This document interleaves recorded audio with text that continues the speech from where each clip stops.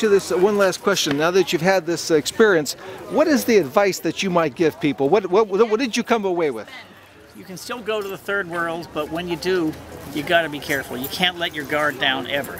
I was careless. At 11 o'clock at night, I was alone. I was focusing on taking the damn pictures of the moon and the palm trees. I wasn't paying attention and allowed these guys to sneak up behind me and try to mug me.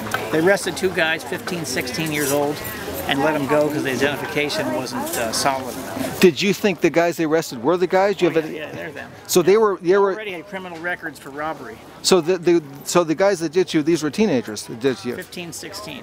And so I was wondering, now that looking back on the events subsequent to that, do you regret anything that you did subsequent? Do you think that it was the wise thing to continue on with your trip, or do you think you should have gone on? The doctor said that I could have maybe avoided an operation if he put this cast on, and they try it for a week, then come back in a week, then maybe the swelling goes down. Sometimes the bones move around out of place underneath the cast. You got to put another cast on.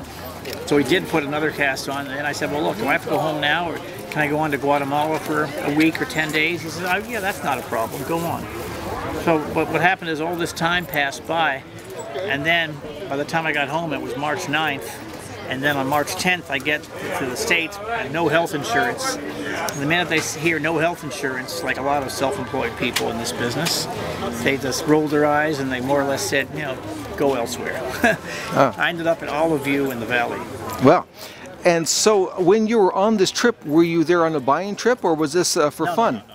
Snorkeling and going to Tikal, the Mayan ruins, the temples in the jungle, and seeing Guatemala and the volcanoes, the smoking volcanoes and the Mayan culture. Yes, no, it was not an art. Now, you didn't want to stop your trip at that point because you would have felt that the robbers would have won? Correct. Okay. What you got to do, go to Google and type in John Berg Belize, and you'll see the news report, the story. Okay.